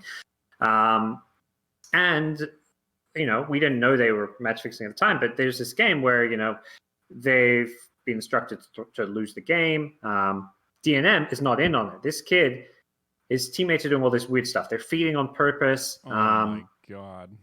One of them DCs and can't reconnect. They're winning the game because DNM is playing Troll Warlord and just carrying the shit out of this game. A game that they have to lose. So that's when his teammates start DCing and not reconnecting. The game ends 3 versus 5. He's like microing his teammates to make them win the game. They win the game they were meant to throw. And then the next day, I get a message from his manager, I think, or someone. He's like, yeah, I need to report he basically reported his teammates, if I recall correctly. I don't want to necessarily put words in his mouth. We investigate. We talk to the players on the team, the manager. We basically get confirmation of everything, of the match fixing. We see all these chat logs. We send it all to Valve. We ban the team. Well, 3 of the players. So 3 other players who were in on it. The other 2 weren't. At least this is what our investigation concluded. Wow. And I think we kind of the real big takeaway from that is just realizing how rampant this match fixing is. The manager in particular has been affiliated with a number of teams, and he is the one who was. It seems to kind of link back to some of these kind of shady or illegal underground Chinese betting operations that go on. Wow. That are organizing all this match fixing. So, the second part of the question, am I worried about it? Yeah, I think it is. I think match fixing in Dota 2 is far more rampant, far more common than anybody even realizes. I've heard allegations that like 75% of the teams in Southeast Asia are involved with it. I don't agree with that number necessarily, 75? but this is what somebody behind an esports betting data kind of company has told me. And I'm just like, this seems crazy. And the problem is it's very easy to do and get away with on an individual level. I think it's really hard. It's much harder to do what this team Plus One is doing, which is throwing games is hard because Dota's a team game. There's 5 people. Basically, everybody has to be in the know. And then what happens if you kick someone or later someone just leaves the scene and rats you out or whatever? There's a high chance of getting caught and getting figured out. On an individual level, though, I think even some screenshots have been posted on Reddit recently with some of the CIS players who were asked to match fix. Players are being contacted individually and asked to give away first blood or make sure their team the first to 10 kills is another big one. Which team gives up 10 kills more? That's a common prop bet on these betting sites. So an individual player can actually just play really badly in their lane and determine the outcome of specific bets. I see. So the most common match fixing that is going on isn't intentionally losing games. It's fixing certain parts of the game. I think you'll find the team match fixing throwing games the way Arrow Gaming was banned in the past. That is not necessarily insanely common. But it is a big widespread issue. It's impossible to really prove or detect when it's happening on an individual level. How do you prove whether someone fed first blood on purpose or not? Players have bad games. We can look back at this team who match fix and be like, the gameplay kind of backs it up, but you can't look at the gameplay and say this proves they match fix. Yes, and it's also just not that black and white. Like, I mean, you and I have cast games where I've seen Ice Ice Ice go 0-4 in a lane and still, quote unquote, win the lane because the deaths are inconsequential. He's managing his unreliable gold. The death score isn't the metric. It's about the denies, the manipulation, and the chaos, and all these other factors. So you can't just say, "Oh, that off laner's he's throwing intentionally or he's match fixing." It's like some deaths are more tactical than others. If you can even just draft that way, like, hey, we're going to grab Undying. He's going to die a lot in the laning phase. Undying kind of wants to die in the laning phase. He doesn't mind a free trip back to the fountain. How do you reconcile that with suspicious behavior for a first to 10 kills? That's really tough. And it's online Dota. The players can be like, I was lagging, having connection issues. There's all kinds of numbers. Like when they were trying to throw this game and they made it 3v5, I think if we were suspicious of what was going on. I think there was even some discussion like, are they match fixing? Do we need to investigate this? Before this player came to us and admitted his teammates were. But the discussion was like, well, we can go back and look, but how do we prove it? It was very much like, I don't know if we can actually prove anything here because these players are just saying they DC'd and are lagging and can't reconnect. Right. Well, they're playing from home. How do you prove anything? Yeah. No, that's a really, really fair point, and I don't have a good answer for you. And I think that's part of the issue. Like if you follow Knoxville on Twitter, you've seen some of the stuff that he's been tweeting where he posts a lot of the stuff of like, guys, this is suspicious behavior. Hey, here's another observation. And if you have been following him for a while, you realize there's a lot of shit going on in a lot of places. It's not just Southeast Asia. It's South America. It's North America. I've heard it's pretty bad in China. I think it's basically everywhere except Central Europe. That's the only place I haven't really heard as much about match fixing, betting, kind of scandalous stuff. But pretty much every other region, I've heard rumors, let's say, and I've talked to a few folks in the industry as well, in the data side and just the betting side, folks that work at really legit operations, and they say it basically takes collaboration across multiple parties for you to be able to prove it. You have to have like the data from the betting company to show the suspicious behavior. You basically need somebody from the organization, as you're saying, like another team member to rat on them or the manager or someone that has logs of some sort to say, hey, look, here was the intent to match fix. Here's the order. I have a receipt of the order. That's the smoking gun, right? And that's hard to find. You're at the behest of a whistleblower, basically. We got. I mean, end of the day, we got lucky, and we had of confirmation that this team had match fixed. So we were able to go to them and be like, we're investigating you. We have proof you match fixed. And they were willing to share information with us that, in hindsight, honestly, if they gotten legal consulting or whatever, they probably should not have shared this information and screenshots to us. It hurt their case. It perhaps put them in, potentially harmful position. But I mean, I appreciate they were cooperative, but and did the right thing. Yeah, they kind of did the right thing. Well, at the end, I guess they felt guilty. It's in the end. Yeah, okay. I guess that's a I think they really, I mean, to the extent they did the right thing, they felt like at least certain people on the team, their manager were like, oh shit, these two people are going to go down with us, and they were not even involved with it. So I think they wanted to make sure they cleared the name of the two players who were not involved. That is my interpretation of those events. Yeah. This is also, I mean, I think I know the answer to this question, but I'm interested just to say it publicly, I guess. You guys know that there's like two markets in betting and Dota, right? There's the actual people that take the bets and then the people that use the game state data to make the odds, and that these are two separate parties. And like for the first 4 years of Moonduck, we were getting ripped off like fuck by betting sponsors because we were giving them the game state data for free.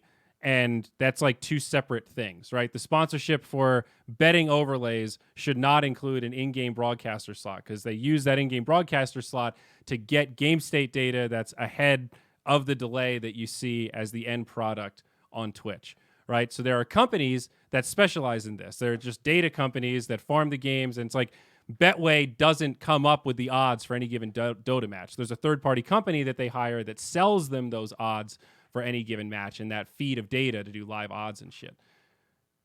Yeah, I mean, I think there is to some extent some odds being controlled by, like, let's say Betway in this example, because if people bet on Team A, then the odds change. They're dynamic, they change as people bet. Yeah, but that's a third party service. I mean, like that like how do we assess the odds at any given moment, whether it's live or not? That's like they hire Yeah. companies that specialize in that. I know what you mean. It took us a really long time to learn that. And I think we could have made a lot more money on I think all of our tournaments could have been profitable if I had known that. And I felt like a real dummy when somebody finally pulled me aside and said, yo, who are you selling the data to? And I was just like, oh man, I already sold GGBet that sponsorship for pennies on the dollar of what it was actually worth. And they're getting the data. Oh, we should have figured it out at the first Midas mode, I think, when I think Kyle actually pointed out. He said in one of the lobbies, like, who the fuck are those guys? We said, oh, those are the betting people. And he said, why do they need to be in the lobby? And we said, that's a good question. Hey, guys, why do you need to be in the lobby? And they said, oh, it's the thing and the betting and the it fucks up our shit if we're not, so we need it. But don't worry, it's cool. And we were like, yeah, you hear that, Kyle? It's cool. They need it for something. And he said, okay, a reason would be good, but I guess we can start the game. And then we just started the game. And then that was it. And then like 2 events later, somebody finally pulled me aside and was like, yo, dude, this is a whole thing. This is how the business works. And then we sold the data separately from a sponsorship. But I guess I'm glad you guys know that. I guess that's just a PSA to everyone else out there that doesn't understand how betting stuff works. But I felt like a real chump.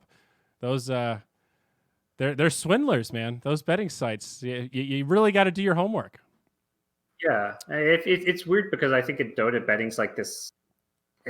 Everyone wishes there was no betting, I guess, around the scene being encouraged and promoted to especially young impressionable people. But Dota is so many of these events, and Dota is where it is today. I would say in large part because of a lot of these betting companies. So there's only a small number of sponsors and companies who have really supported and grown Dota. The scene, like Monster Energy, like. Sorry to spend like a minute shilling for them on your podcast, but they've been a part of Dota for like the last 7 or 8 years, really. And without them, Dota would not be as big as it is. I think the same can be said for the betting companies. So, and the thing is, there's a large number of betting companies who have done that, whereas there's only like maybe 2, 3, 4 non-betting companies who have done that. So it's like it feels like there is necessary evil at times. I mean, especially in the early days of BTS, like, when we're selling, we didn't have a sales team. It was, me, LD, sometimes you talking with sponsors. All we knew how to do was sell betting sponsors. So you guys had this whole data thing figured out pretty early in the game, huh? That wasn't even a revelation. Like when did you guys realize that you could double dip on the betting stuff? That just selling somebody access to your lobby was actually a valuable thing for just, hey, we're scraping it with our little game state script. I'm not sure if there's an exact time or date when I can recall when it happened. I mean, it's just it's that long ago, huh? Okay, fair enough. It's something TOs have been monetizing their data, at least like ESLs and all them big companies. It's just they've been monetizing their data for a while, and I'm pretty sure BTS has as well at this point.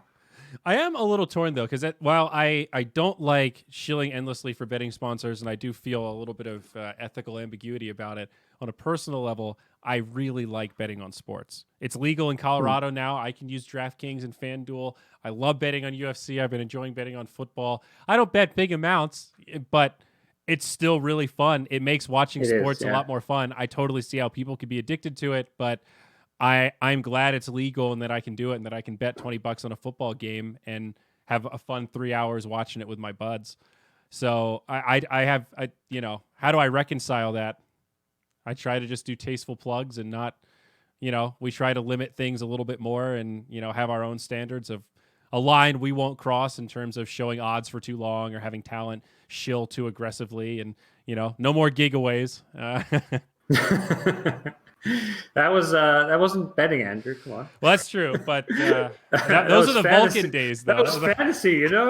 Fantasy's different than betting. I don't know what you're talking about. Wasn't that the group though? Aren't they Streamlabs now? Wasn't that the whole thing that Vulcan pivoted into Streamlabs? Am I crazy? Am I misremembering? But I'm pretty sure those guys ended up making out like fucking bandits, dude. They called it. They were ahead of the curve. They made all this money. They spent most of the money. As soon as things got a little stinky, they pulled the plug and took that whole momentum wave attention thing and just pivoted right away. It was a great pivot. Perfect pivot. I mean, that sounds like a good business decision making.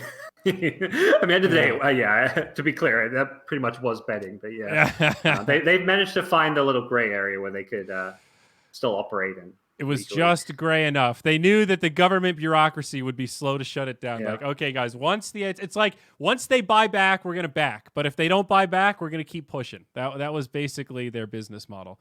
Yeah. I mean, I think if I wasn't, running tournaments and stuff, and if I was just a Dota viewer, like I definitely enjoyed betting on Dota matches. Like, unfortunately, I don't get to bet on Dota matches, but like I'm the same as you, where it's fun and enjoyable to put $20 down on a team or a fun prop bet or something. Especially, I mean, Australia has a huge betting industry. It's probably bigger than anywhere in the world in terms of like compared to population. There is a massive betting problem. I think it shows like how far betting can go and the damage it can do. There's just like a culture of just everyone gambling, and I don't think that's healthy. Yeah. It's I think it's like kind of the same as like Australians love to drink, they love to just gamble and stuff. Like it's a very true stereotype as well when it comes to the betting. That's funny. Yeah. And it's just something you do with your friends when you're watching sport. Everyone just loves sports. Like we're very outdoors, athletic, sporting country in general. We generally do well at the Olympics and stuff. And as kids, you're just playing tons of sports. So I think it's a very cultural thing. Do you think it's unethical for casters to bet on games like Dota? Let's say Dota as an example, and let's use the specific example of you're watching an event that is a competitor. Let's say you're watching ESL 1. You have nothing to do with it. They're just doing their own broadcast. It's just like in 2015 when we were watching ESL 1 Frankfurt from the BTS house. Is it unethical for us to bet on that as, quote, insiders? I'm not sure how. I don't know if I have a... The safe answer is yes. That's most people tell me the answer is yes. They say you should not bet on games, and most places say they wouldn't take my action if they knew who I was because you have inside knowledge. Yeah, but, I think it's I agree. I think it's probably yes, because like you say, you have you can message and you can call up the teams. Like you may know information the normal bettor doesn't know, so you have an unfair advantage. But I think that also exists.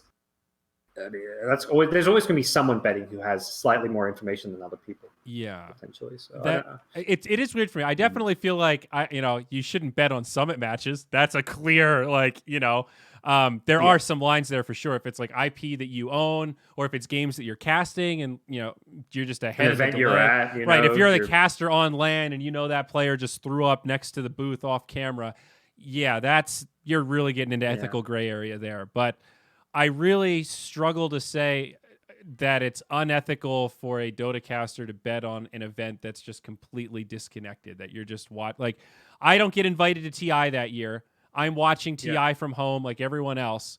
I want to bet on those matches. I don't necessarily understand why that's unethical. I see why they wouldn't want to take my action because I know a lot about the space or whatever, and I, in theory, have lines of connection to the players or whatever and could get a tip. I don't, but I see why they think that I could. I don't know. I really do struggle to label that though as like really egregious unethical behavior. That seems like are we allowed to bet on other esports? Is that okay? Could you and I bet on Counter-Strike? Is that at what point are you too involved in the scene? Yeah, because I don't know. Theoretically, I would. Me personally, I think it's ethically totally fine if I'm betting on Counter-Strike, but it's like technically I know some of the casters, but. Yeah. And also, it's like if it's in Dota, it's like, okay, well, me and you maybe shouldn't bet on Dota, but what if you're a smaller caster? What if you're B-Cop? Then what if you're a caster with 200 Twitter followers, an amateur caster? Like, at what point do you qualify to not be allowed to bet on matches? Like, it's so subjective, and there's no way to clearly define it. So I definitely see more of the tournament organizer aspect being an issue than just being like a play-by-play commentator. And I think for you and me, we wear both hats, and that's like a differentiator for B-Cop. I would say it's maybe less like a Twitter follower metric and more like I don't want to like be reductionist and say he's just a caster, but from like a match fixing perspective, it seems a little far-fetched that like he's got some in on like the TI matches or like major matches that he's just watching from home. But I don't know. I always think that's an interesting discussion though, because people seem to have very it's a wide spectrum of takes I've noticed people have on that. Yeah, I would say my take is probably not as I think to be safe you shouldn't bet, but like if a top tier 1 Dota talent, like, or let's say me or you doesn't get invited to TI and wants to bet on the matches, I personally think that's okay. I'm not going to do it just to be safe. Same. Yeah. But I actually think it's okay if they do it. But I know there are some people who don't agree, and obviously well, so I'm also curious, at what point are you removed, right? So let's say I announce tomorrow, Zyori's got a corporate job. I'm working full-time at Panasonic TVs or some shit doing corporate development. How many months have to go by before I'm not a Dota talent anymore and I can start betting on Dota matches? Yeah. Theoretically, you always have that in that one. Right. Once you're in the, I could still cast on weekends. I guess that's just not something that we can ever enjoy. Yeah. Well, fair enough. Yeah. All right, GoDz. Well, this was absolutely a pleasure, my man. Anything else you want to get off your chest? That hits most of my talking points. I don't want to take up too much of your time. We've already gone for an hour and a half, but fun to catch up with you.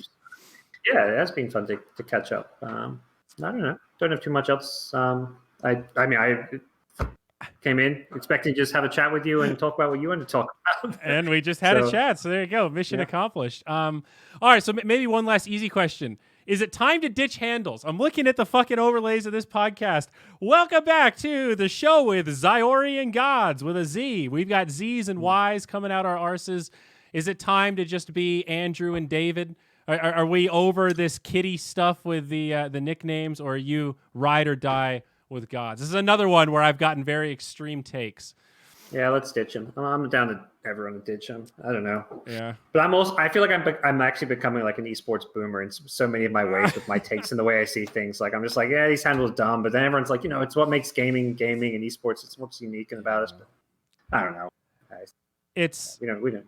It's such a key part of your brand, though, at this point. Like, for both of us. Like you said, like the boomer thing, like even just having TV in my shit, that's some esports boomer. Nobody's buying .tv domains anymore.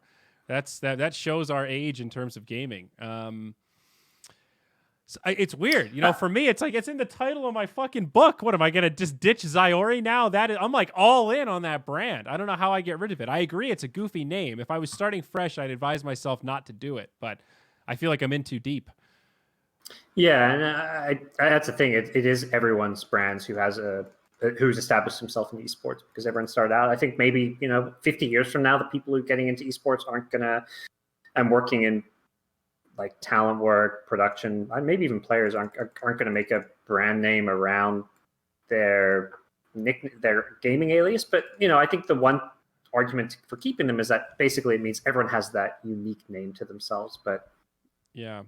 I mean, it's weird. Like, everyone knows when you say LeBron, everyone knows who LeBron is. So it's like, at some point, I feel like Dota could be the same. And that to me is just, if you wanted to continue to grow and really explode, become more mainstream, that's going to be one way to make it more accessible, is just to kind of ditch the gaming tags. Well, we've definitely seen the Chinese players go with tags that are more conventional. It's like almost their initials or just a couple of letters that somehow resonate with, their name or whatever else. So I would suspect maybe we see some more follow suit. I'm not sad to see the end of the Brax X that takes up the whole screen. Not a fan of that. I think that's a bit of a turnoff. It was when I did the podcast with Richard Lewis, there were a lot of people in Twitch chat saying that they felt like Omega League was, quote, cringe, and that the costumes are a big turnoff for growing the game or bringing in anybody who isn't a diehard viewer. They were like, this is really cool for the people that are in, but like I legit couldn't watch any of that shit because I just thought this is so fucking lame. Any thoughts on that? Are you guys into the costume shit? I mean, WePlay definitely cranks it up to 11. So yeah, I mean, I think in some ways BTS were kind of like the ones who originally did like themes, I guess, for events. We've never done costumes, and we've never taken it to the high level of production quality that WePlay had. WePlay just took it to the next level and did it way better than anyone's ever done it. I can't think of any other events that's ever done costumes. I know there was one Chinese LAN where the Chinese talent had outfits chosen for them, so they were all coordinated, but it wasn't like they weren't costumes. Like, they weren't a gimmick to a theme. Yeah, it was like dress shirts and dresses and proper clothes. Yeah, I mean, we did the colonial type costumes for Captain's Draft 4 in DC. We had some of those on the channel, and for some of the B-roll stuff. I think it's very, I mean, I think there's some truth to that. Again, it comes down to like who you're catering to. Are you catering to the already pre-existing Dota ones, or are you trying to get new viewers in? And Sort of both.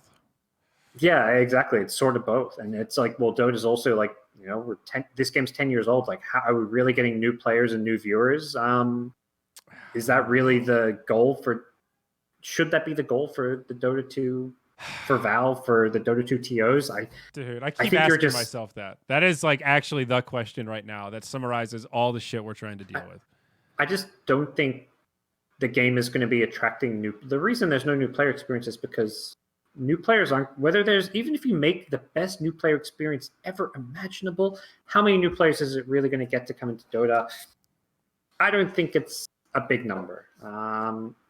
I mean, we're going to get some new players trickling into Dota regardless here and there, but I don't think the new player experience may keep them there and encourage them. But I think ultimately, Dota is an amazing game. It's not going anywhere. It's going to be around for 5, 10, maybe 20 more years. Who knows? There's going to be a ton more TIs, but it's kind of where it's at now is just where it's going to be is how I see it. And that's a really good position, but I think people being unrealistic when they think, oh, new player experience, let's grow the game, let's get all these new viewers and plays, and like, I don't know if that's really going to happen. It feels very American sometimes. Like we want every company to be like this Tesla, where you're on the stock market and the sky's the limit, and it's all growth, and we're growing and we're growing, and it's maybe time to accept that it's not all growth. All like even League of Legends. I wonder what their new player signups looks like. It's probably not a huge amount at this point. Like I think MOBAs are sort of at that. There's some saturation. It's a mature genre. You either like the genre or you don't. I mean, I had a pub the other day where I was talking to somebody. I was like, "How old are you?" He's like, "I'm 18." I'm like, "You're an 18-year-old playing Dota? That's crazy to me. I don't know many of those. You're like in a rare minority." Yeah, maybe you're right. You know, it's not necessarily a crisis, just something that needs to be embraced and that we have to just adapt around, right? Yeah. I think most of the new players coming to Dota are going to be in those countries where Dota is really popular. So like, you know, countries like Peru, Brazil, Russia, Ukraine and stuff, China. And I don't think the deterrent for people is going to be what the new player experience is. Like, you know, they're playing because their friends get them in or because it's the big game to play, the popular game. It's weird because it's like, you know, the biggest prize pool in esports, but I don't think that's actually attracting new players to come play the game because it takes so long to even be considered to, you know, if you're a 13-year-old kid, if you want to, or let's say you're an 11, let's say you're a parent and your goal is to make your kid compete at TI one day. It's like, well, they're going to have to play Dota for like 4 or 5 years before they, or even if they have the most natural ability to gaming and they're a prodigy, like it's going to take them 4 or 5 years to even be considered for a tier 1 team. I feel like it's just a dumb amount of data that you have to sift through and learn, and that like I've so many people take for granted that the entryway into Dota for the core audience was that it was built on the Warcraft 3 engine with recognizable Warcraft 3 characters, right? A lot of the heroes with their skills and general themes were based on things we recognize. The Mountain King with the BKB and all this kind of shit, you know? That helped bridge the gap and helped us learn these mechanics when we were younger through a lens that was like, oh, I know this. This is just a Warcraft mini game. And if you don't have that, just coming into Dota blank, fresh, just without anything, it's like, why do I give a shit about any of these characters? There's 100 and I have what? It just, I see why it doesn't hook anyone in. We lost that bridge when we left Warcraft 3. Oh, for sure. That's actually something I've never even thought of. That's such a good point. How, you know, the fact that their spells and what the heroes did were so similar from Warcraft into Dota. It's like, you know, CM still had Aura, still had the Nova. Like it's all the same stuff that the original Warcraft 3. And then Blizzard's basically the one that marketed Dota to begin with. You know, they're the ones who get new players in by spending money on, you know, having ads up, getting their game in game stores, releasing the next big AAA title, having this crazy lore and stuff, and then people get into Dota because of that. Having an epic map editor that was free for everyone that bought the game. Yeah. You know, it's weird because I never thought about it. I'm like, yeah, actually, Blizzard I can see why they were kind of salty about Dota 2 blowing up and ditching their platform. It's like they're kind of the ones who are responsible for the success of Dota in many ways. Yeah, at least at a very foundational level, it quickly became a thing of its own. But yeah, no doubt, man, no doubt. Thanks, Blizzard. Appreciate it. Yeah, they do some stuff right. Again, not much like people. Even big, scary, greedy companies are not all evil. They, it's much more nuanced than that. They do good. They do some bad things. Yeah, well, sell that to everybody that had high expectations for Reforged. I mean, as we've just praised them for creating this beautiful Warcraft 3 platform that allowed Dota to be created, they have completely come full circle and bastardized that baby beyond recognition. So, I mean, and that's one where it's not only like, okay, this re-release sucked. They broke the old client. There used to be that old 1 gigabyte client that ran in 4K and it was fine. And that has been destroyed and replaced with this new garbage. So I've lost pretty much all faith in Blizzard, Parker. I will not lie to you. Fair enough. I think they're beyond hope. I do feel a little bad for them, though. As much as I've knocked on Overwatch League, their whole business model was events. And COVID, like I thought Overwatch was probably going to fail anyway, but COVID has just completely crippled that whole ecosystem, and that does suck. I don't relish in that. I do feel bad for the talent teams. There's a lot of money tied up in that ecosystem, and just seeing the whole thing crumble is not great. They might make it to that 5-year mark, but I think they're going to heroes of the storm that shit, man. And it sucks because most of the individuals behind it are individuals with really good intent who want to make it work. There are the higher ups at Blizzard who are very maybe money driven, and that's their only focus and goal for a lot of these things. But end of the day, it's individuals pouring a lot of their time and work and their heart and soul into trying to make these projects succeed. We kind of went through it ourselves. Like when Artifact came out, we wanted Artifact to be big. We had Lumi working with us, basically kind of on a trial contract basis where it's like, hey, you're going to be our Artifact guy. We hope this game's good. If not, we might not have a job for you. And unfortunately, things didn't work out. We were kind of upfront at least about it, so there wasn't like there was this expectation that he would continue regardless of how the game went. But sometimes things just don't work out. Yeah, exactly. I forgot about that Artifact. I remember pulling up Twitch and just being, I was like 600 viewers. What?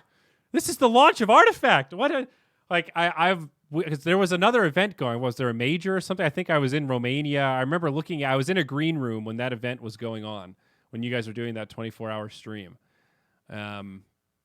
Might have been the Bucharest Minor, but yeah, wow, I totally forgot. I've kind of forgotten about Artifact. I've almost pushed it out of my memory at this point. But so to summarize, what you're saying essentially though about Dota, to take it back, is that the game is at a mature point in its life cycle, and we just need to embrace that. The goal isn't let's bring in a whole bunch of new players. It's let's maintain the players that we do have. Let's prevent players from leaving.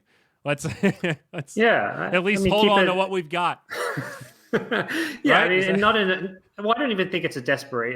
You don't need to be trying to do that desperately. It's just Dota's being an amazing game and will continue to be. Keep on just doing the regular updates. I feel like I've become more of a Valve sympathizer, apologist, but I think genuinely they created an amazing, incredible game. TI in itself is just mind-blowingly impressive with the prize pool and what they've done with it.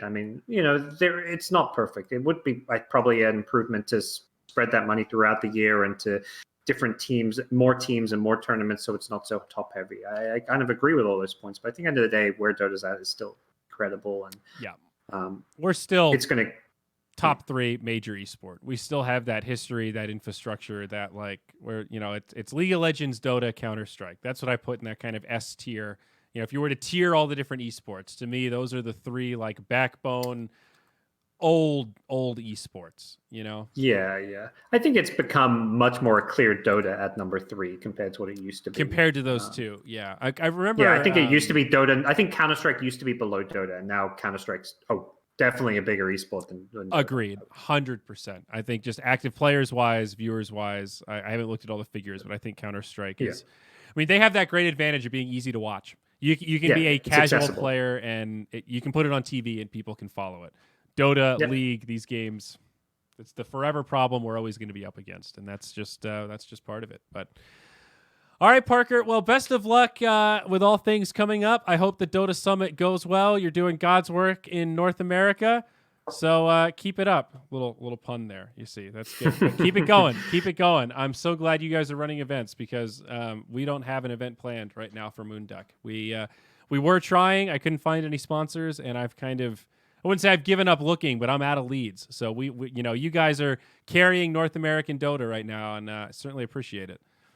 No problem. I mean, hopefully that changes for you guys. We're not that's not what I mean. I mean, as in, no problem, as in, I don't even know what I mean. We'll just keep on. Yeah, keep on. Thank you for the kind words. I mean, I generally hope, you know, you guys can run some events too. We don't want to be the only ones running events for North America. I think that's probably partly why the scene's in a bad place, because there's just one TO willing to kind of try and run events there and keep the scene afloat. You need what's going on in Europe. We had the Bank of Suns fan, and then we maxed out that credit card on a minor. And we just made him whole, like, how many years ago was that? 2 years? 2.5 years? So, yeah, we need a new investor. Our last investor got cold feet, let's say. We need a new whale. All right. Well, maybe if, what's his custom game blows up? Path of God? POG, right? Pog, yeah, Pog. Have you played it? I have not, no. It's actually pretty fun, I have to admit. It's based on like the ARAM mode from League of Legends. Is that right? Yeah, it's kind of like a better version of Overthrow, is how I would put it. It's like a 15-minute version of Dota, 3v3 mid, very fast paced. It's pretty balanced, pretty good. It's fast enough that it's pretty fun. But all right, I'll let you get out of here, folks. Yeah, you guys know where to find the podcast: Spotify, iTunes, YouTube, all that shit. All the ZyoriTV stuff shares the same feed as the Trent and Zyori podcast. Hope to see you next time. Give Parker a follow. BTS GoDz at most places. Twitter's the only thing that matters in Dota. I don't know why, but that's our social media platform, and we're just going to embrace it. We'll see you next time, folks. Thanks a lot.